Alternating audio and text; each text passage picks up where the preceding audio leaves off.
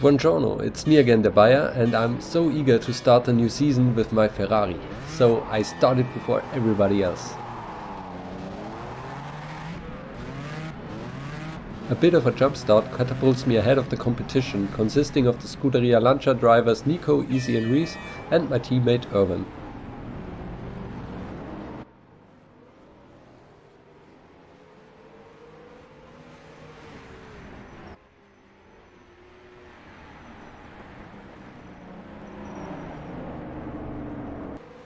First corner, first casualties, most prominently Rory McDuff, the new Lagonda driver.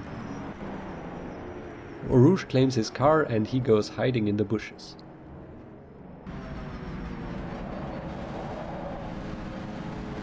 The Lancias received the better engine, the D25, and are driving circles around the rest, so no hope for a race win, but for the occasional overall podium hopefully.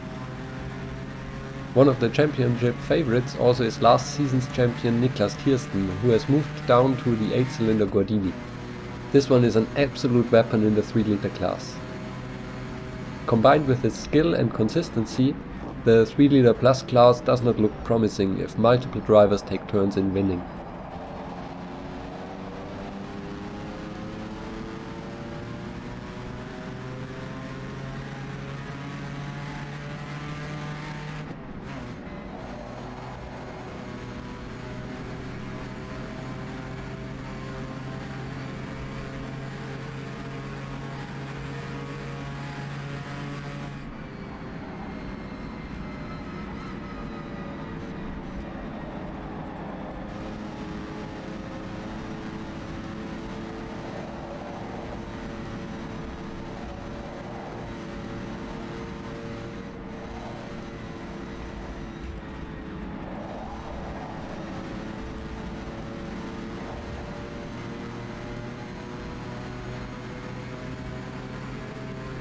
After less than half a lap, the Lancias are already all over me and bump drafting their way past. They are really strong at the top end and faster on the straight, but definitely more difficult to drive than the Ferrari over the race distance.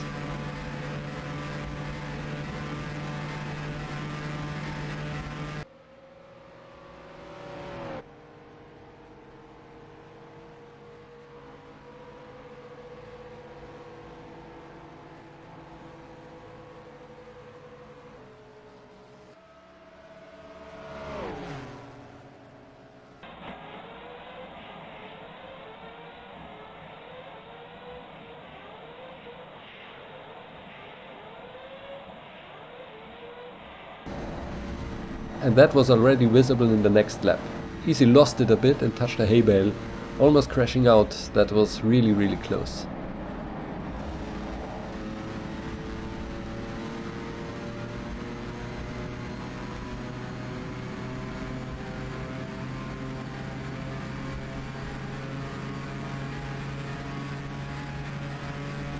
I was able to draft past, but already after Mazda he retook second place.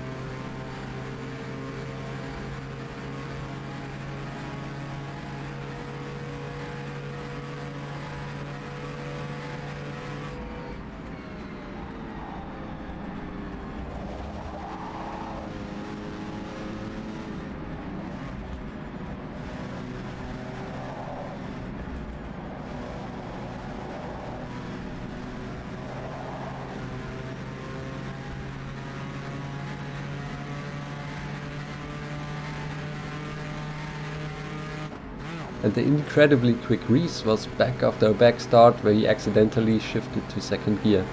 No chance to keep him behind. And so the Lancia train was off into the distance, swapping positions multiple times a lap.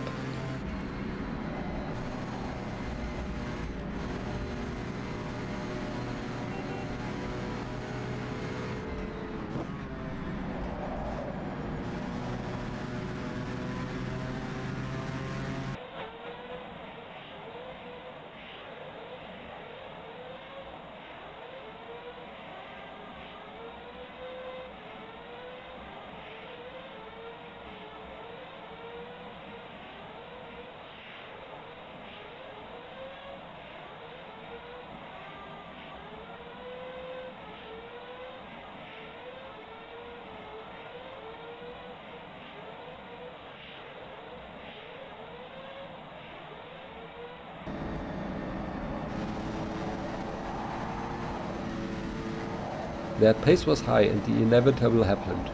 A stationary easy retired just before I got to the exit of Malmedy. Same corner as before, similar issue, but this time with a bit less luck.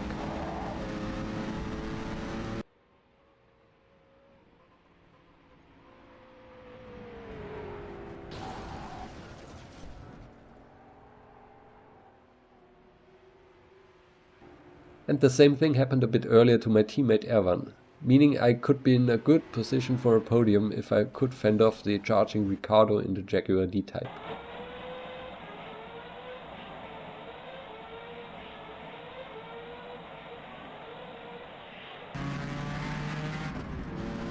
But it would not stop at third place. There was a bit of a desync moment between Nico and Rees, which made Rees brake more than usual, lock up and crash.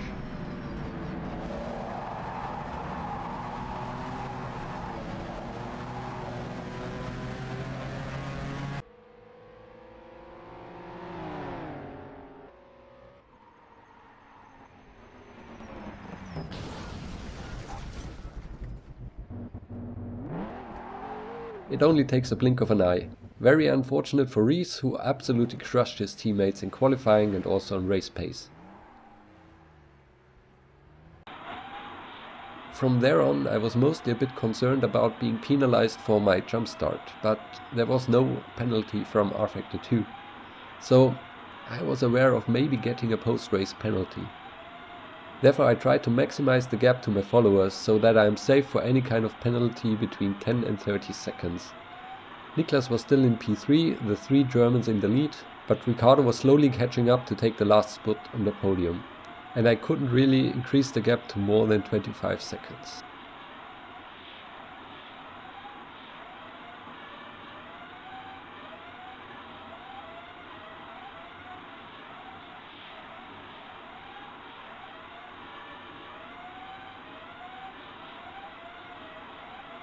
I tried to push, but somehow I was not able to match my pace from the start of the race.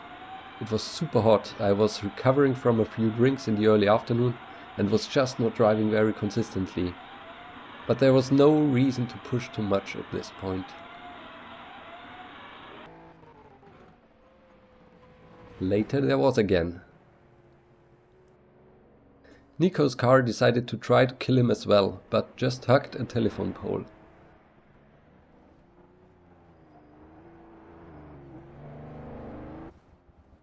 Nico was very lucky to spin with a bit of run-off between the poles.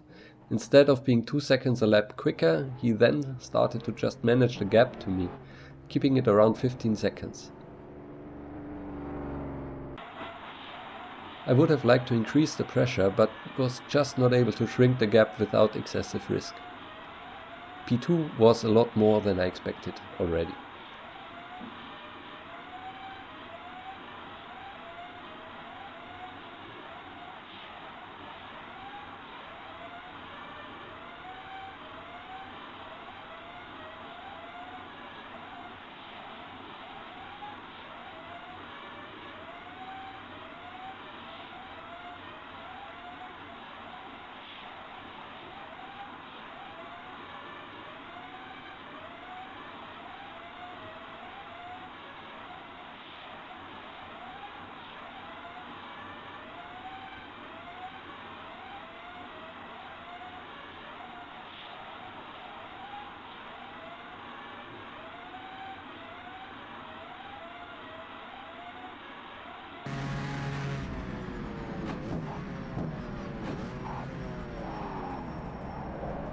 Next race will be in Bathurst, a track I'm not too familiar with, and Rees with his home advantage. You want to bet? Go all in on Rees. Hopefully the gap to the Lanciers will be smaller than here, but again P3 to P5 is probably what I should expect from the race. Finishing alone would make me happy. The Ferrari is so much harder to drive than my beloved Gordini. By the way, Matt Wright took my car over and got it to P2 in the 3-liter class. And the only cars to finish in the 3-liter class were 4 Gordinis. I'm very happy for the team.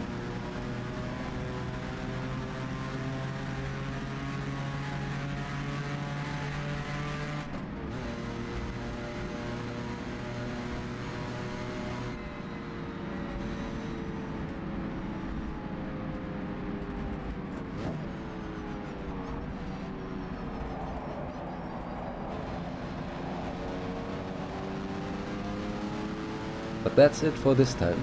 Thanks for following me on my journey. See you again next time. Bye bye.